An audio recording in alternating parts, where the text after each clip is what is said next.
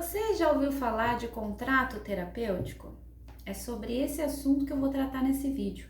O nome contrato te assusta? Pois é, saiba que essa é uma conduta que deve ser aplicada por todos os psicólogos. Eu sou Michele Ribeiro, sou jornalista, psicóloga, especialista em relacionamentos e comunicação. Eu já vou te pedir para deixar seu like, compartilhar esse vídeo e se ainda não é inscrito no canal, se inscreve no canal. E vamos lá!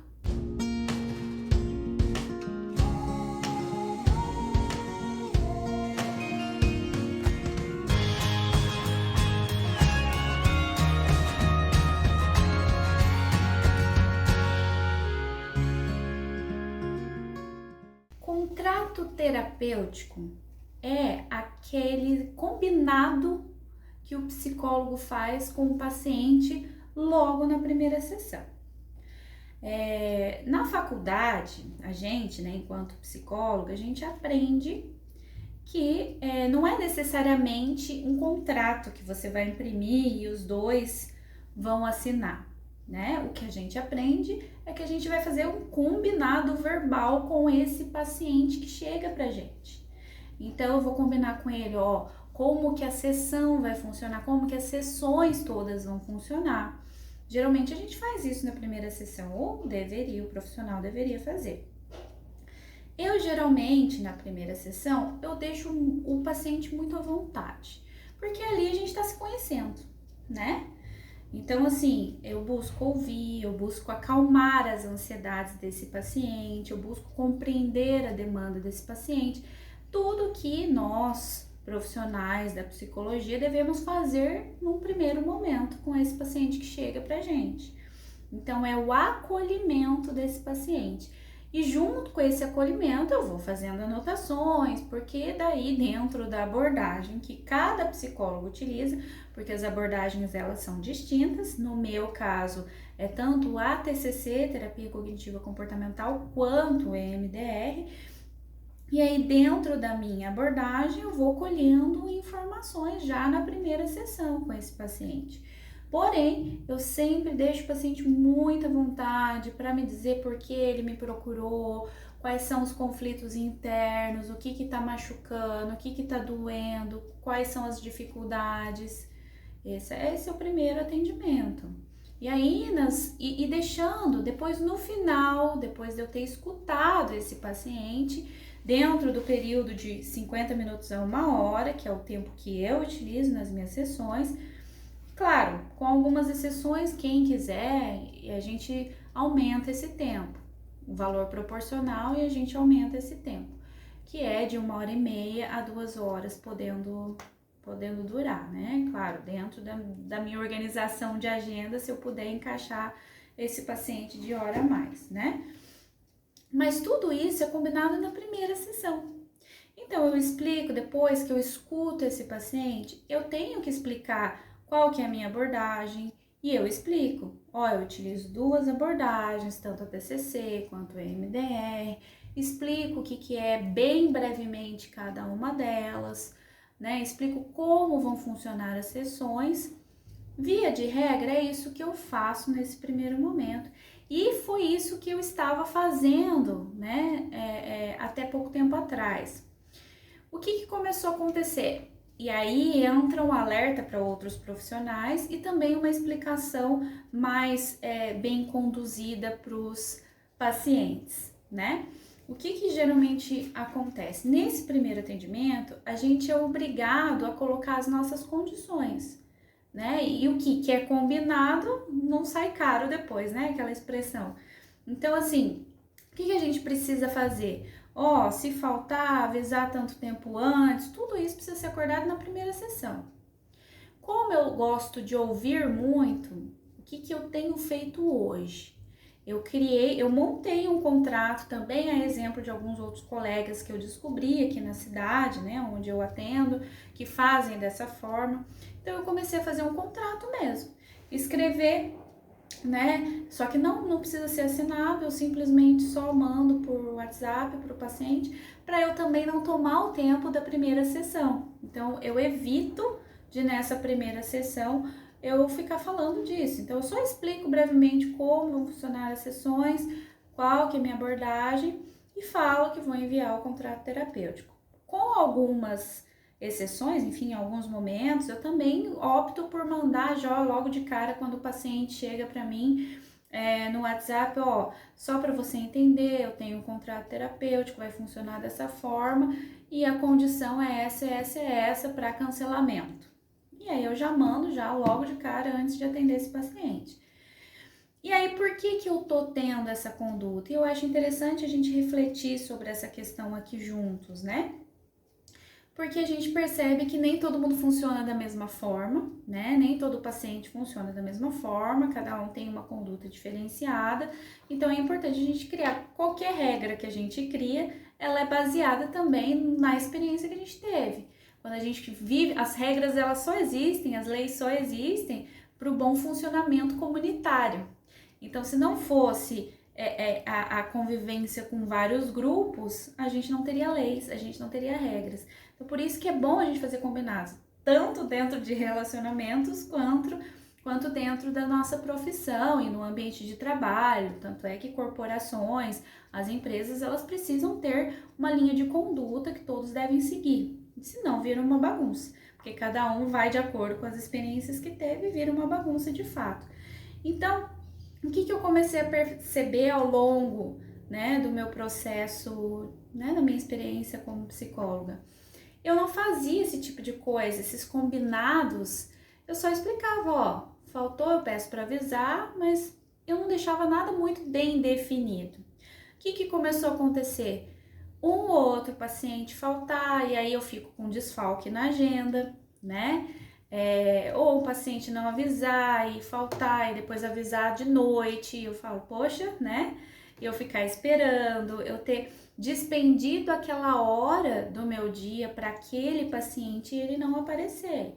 E aí, de uma certa forma, se a gente for analisar, né, a gente perde um dinheiro ali. Teve todo um preparo, teve toda uma espera, teve toda uma locomoção de casa para a clínica ou para o ambiente de atendimento, que a gente teve um gasto, né? Gasto com gasolina, a gasolina tá cara, a gente sabe disso.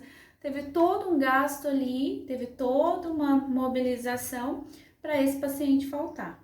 Então, o que eu comecei a perceber? Eu fui relevando, porque não é uma coisa que é frequente, né? No meu caso, pelo menos, não era frequente.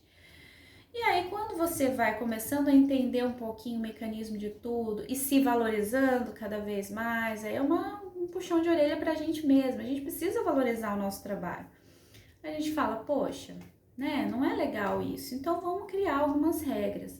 Então isso eu já chamo atenção para todos os profissionais de qualquer área, para já criar essas regras, essas condutas desde o início. Então eu comecei a fazer esse processo de contrato terapêutico mais assim, digitalizado, em PDF, mando para os pacientes, até para economizar o tempo da sessão, para a gente não gastar um tempo falando disso.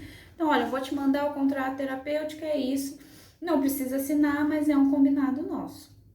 E é isso. E aí, por que é legal? Então, eu já tô dando a resposta aqui, né? O que é legal a gente cobrar por esse tempo que o paciente, ó, avisou no dia? O que eu costumo falar? Se avisar no dia, eu vou cobrar o valor da sessão. E via de regra, a gente aprende na faculdade, como psicólogo, que a gente não deve ficar perguntando se o paciente vai, né? Cobrando, lembrando ele do horário dele semanal. Mas com a experiência, a gente vai vendo que isso é necessário, né? A gente tem o tempo de aluguel da sala que a gente paga, todo esse processo. Se a gente fica contando muito, os pacientes vão faltando, tem paciente que esquece mesmo. Então é importante a gente sempre lembrar, confirmar um dia antes ou 2 dias antes. Cada profissional funciona de um jeito, eu sempre confirmo um dia antes e peço, o combinado é que o paciente sempre busque me avisar um dia antes, né? Dar esse espaço pelo menos para eu conseguir, se ele não for, preencher a vaga dele, no mínimo, né? E nem sempre a gente consegue, a gente sabe disso. Mas no mínimo um dia antes. Se a pessoa avisa no dia, eu vou, faço toda aquela locomoção, vou até a clínica e tal, me disponibilizei para atender esse paciente, ele não vai, a gente perde dinheiro e é um trabalho, né, como qualquer outro, então que a gente precisa valorizar. Então, eu quis gravar esse vídeo porque eu acho que é importante também, tanto para o profissional quanto para o paciente. Se a gente for pensar, o paciente também passa a valorizar o nosso trabalho, passa a valorizar a saúde mental, que é aquilo que ele buscou por algum motivo, que estava fora do eixo dentro dele, psicologicamente falando, passa a valorizar melhor esse trabalho, né? Entendendo que aquilo é valioso e que precisa ser também uma prioridade no tempo que ele se disponibilizou. Então, é por tudo isso que a gente precisa fazer esse contrato terapêutico. Eu não sei se ficou claro para todo mundo, para os pacientes, para os profissionais, mas qualquer combinado precisa ser cumprido. É o ideal, a gente espera que seja cumprido, né? E principalmente profissionalmente falando. Então, é isso. Se vocês tiverem alguma dúvida, podem me perguntar, né? Só a título de curiosidade, estou gravando esse vídeo, até por conta enfim, de situações diversas que a gente vai se deparando ao longo do dia e a gente acha necessário gravar alguns vídeos mais explicativos, até não só para profissionais, como para pacientes, né, que nos procuram, e é importante ter esse conhecimento, que o contrato terapêutico é ensinado na faculdade de psicologia, só que o nome contrato terapêutico é diferente de um contrato que você assina, é mais um contrato verbal. E alguns profissionais, assim como eu, a gente opta por fazer um contrato mesmo, escrito por escrito, para mandar para o paciente, para ele ter ali, olha, suas condutas que você deve ou não deve ter, né, durante o seu processo psicoterápico.